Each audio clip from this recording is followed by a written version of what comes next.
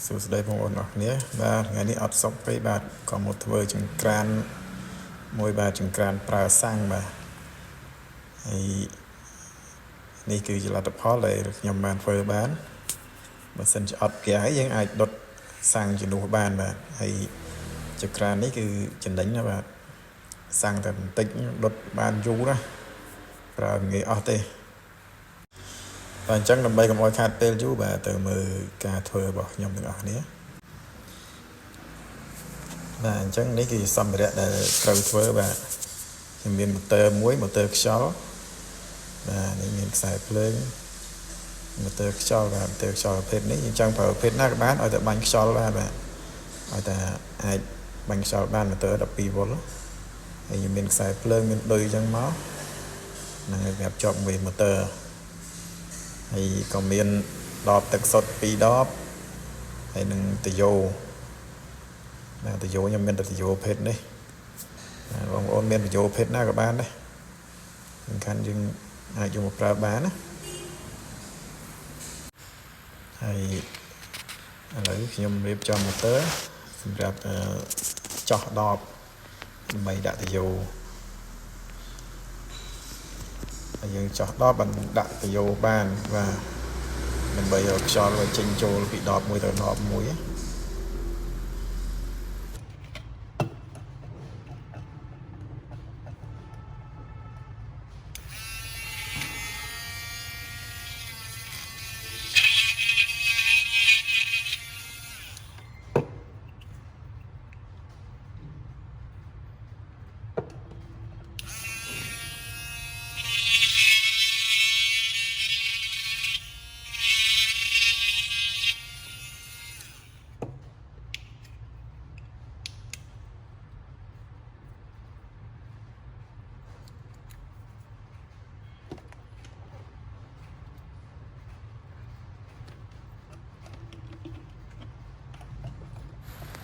យើងកាត់តាយ៉ូ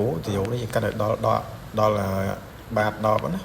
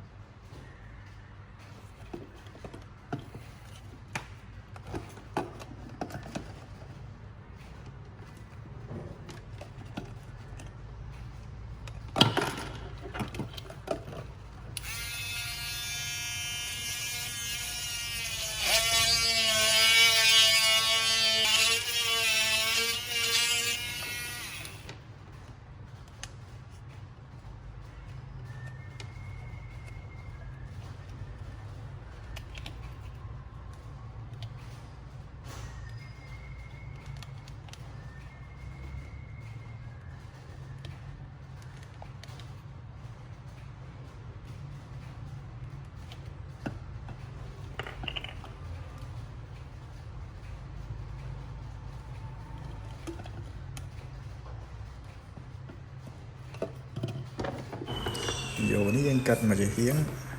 យើងដល់បាតដបហើយមកជាហៀងទៀតយើងដាក់ចូលបន្តិចបាន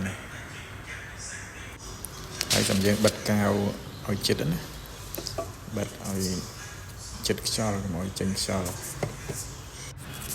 ហើយសម្រាប់ខ្ញុំមានតែកៅកញ្ចក់អត់មានកៅ6 2អរគ្នាបើអាចបិទកៅ6 2ក៏បានកៅកញ្ចក់ក៏បានឬមកតែបិទទៅស្អិតល្អហើយពេលយើងបិទកៅហើយយើងទុកវាឲ្យស្ងួតចាំយើងយកមកតឡើងវិញយកប្រើ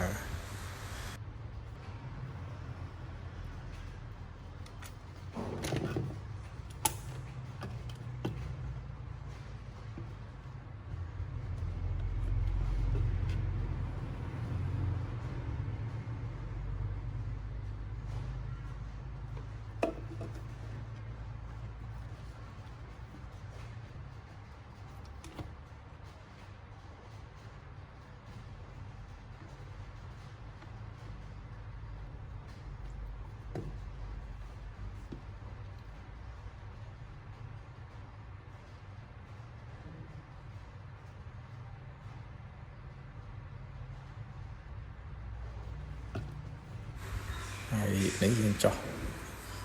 គម្របដើម្បីដាក់តាយោមួយទៀតគឺតាយោចេញខ្យល់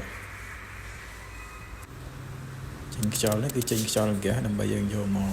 ដុតទៅយើងដុតទៅឆេះ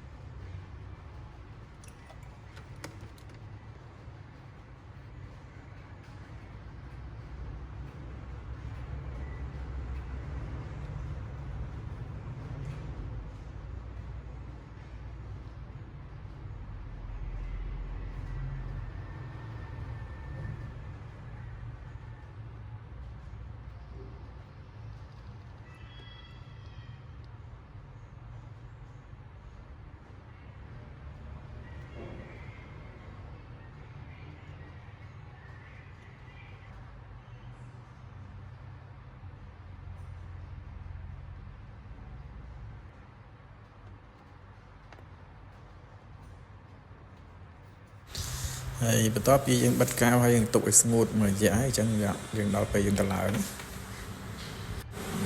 វាដើម្បីតេស្តមើលថាតើវាឆេះឬអត់ឥឡូវលើកទី1ខ្ញុំតេស្តជាមួយអាកុលសិនតើអាកុលវាឆេះឬអត់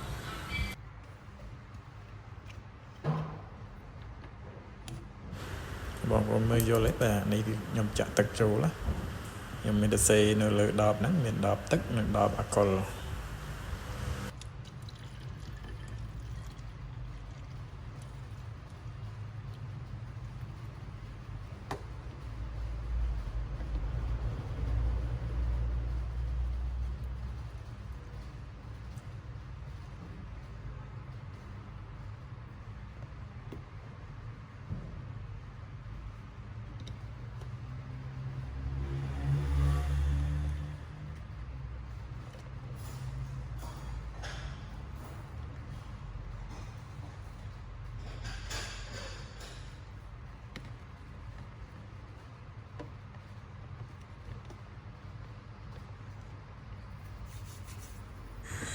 បាទឥឡូវយើងចាប់ដើមតឡើងនិងបញ្ចូលភ្លើងដើម្បីយើងសាកតេស្តមើលវាអាច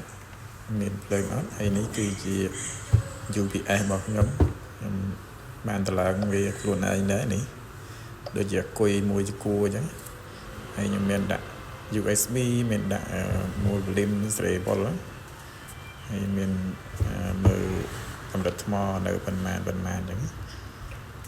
គុយនេះខ្ញុំធ្វើយូរហើយបាទខ្ញុំប្រើរាល់ថ្ងៃដែរឥឡូវយើងចាប់ដើម connect ភ្លើង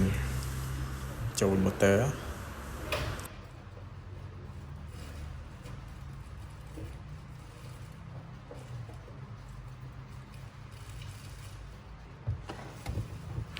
សូមបញ្ជាក់ថាអ្នកទាំងអស់ត្រូវមានមូល volume ដូចខ្ញុំកាច់មិញអញ្ចឹងណាទើបអាចបញ្ជា motor យឺតលឿនបានដល់ពេលខ្ញុំបើក motor ទៅមានពពុះហើយ តែចាំមើលខ្ញុំដុតវាមើលថាវាអាចឆេះអត់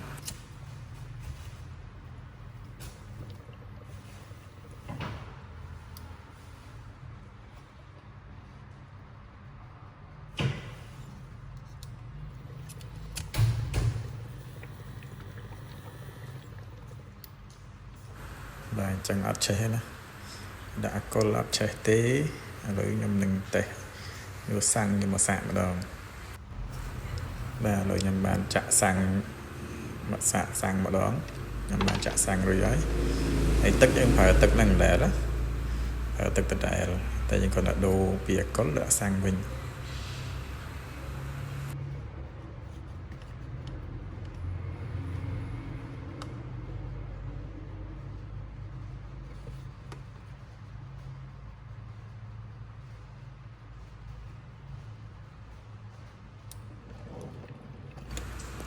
ខ្ញុំចាប់ដើមដុតហើយបាទឥឡូវឆេះហើយបាទឃើញទេយើងដាក់សាំងទៅឆេះអញ្ចឹងយើងជោគជ័យហើយយើងមូល volume ហ្នឹងវាយើងមូលខ្លាំងវាភ្លើងនឹងឆេះខ្លាំងអញ្ចឹងឃើញថាវាឆេះហើយអញ្ចឹងខ្ញុំនឹងយកទៅដាក់នៅចក្រានវិញតើអាចប្រើការបានអត់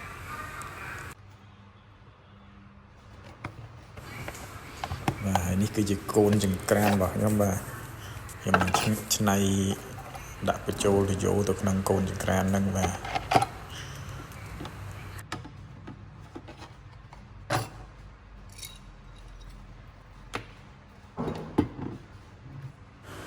ឥឡូវខ្ញុំបានភ្ជាប់ទៅយោរួចហើយតែដោយសារចក្រានហ្នឹងវាមានរុនទូចមានរុន2 3អញ្ចឹងខ្ញុំត្រូវបិទរុនហ្នឹងចោលឃើញអ្នកទាំងអស់នេះឃើញអត់បាទវាមានរុនទូចហ្នឹងអញ្ចឹងវាចេញខ្យល់តាមហ្នឹងអញ្ចឹងខ្ញុំត្រូវយកស្គុតមកបិទរុនហ្នឹងឲ្យជិតដើម្បីឲ្យខ្យល់វាបុកទៅលើ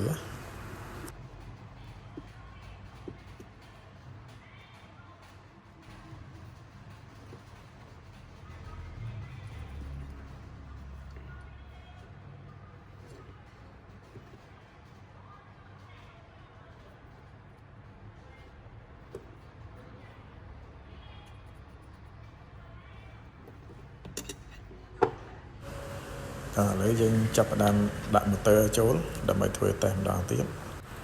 ថាយើងភ្ជាប់ទៅចង្ក្រានហ្នឹងវាអាចប្រើបានអត់អញ្ចឹង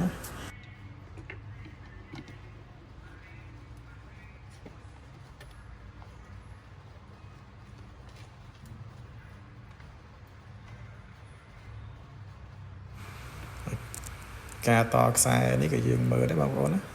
បើសិនជាយើងតខុសវាអត់ចេញខ្យល់អញ្ចឹងយើងតយើងមើលផងណាតឲ្យត្រូវឲ្យចេញខ្យល់ខ្សែតម៉ូទ័រហ្នឹង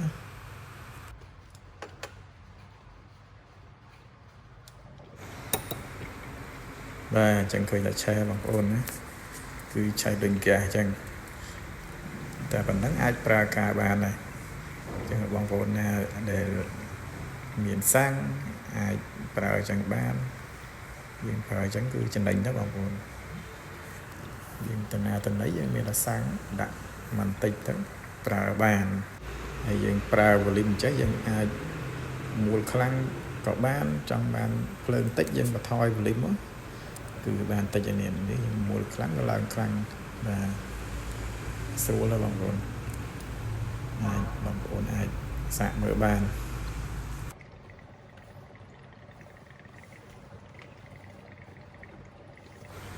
សម្រាប់បងប្អូនដែលត្រូវការកាត់វ៉ែនតាអាចមកទិញបានអាហារវ៉ែនតាវាសនាអុបតិចបាទនៅទល់មុខវិទ្យាល័យហេងសំរិនព្រៃលវាបាទគឺតម្លៃធូរបងប្អូនណាបងប្អូនមានដំណងត្រូវការចង់កាត់វ៉ែនតាភ្នែកមើលអត់សូវច្បាស់យើងមានការវាស់ភ្នែកដោយឥតគិតប្រាក់បងប្អូនបាទអរគុណច្រើន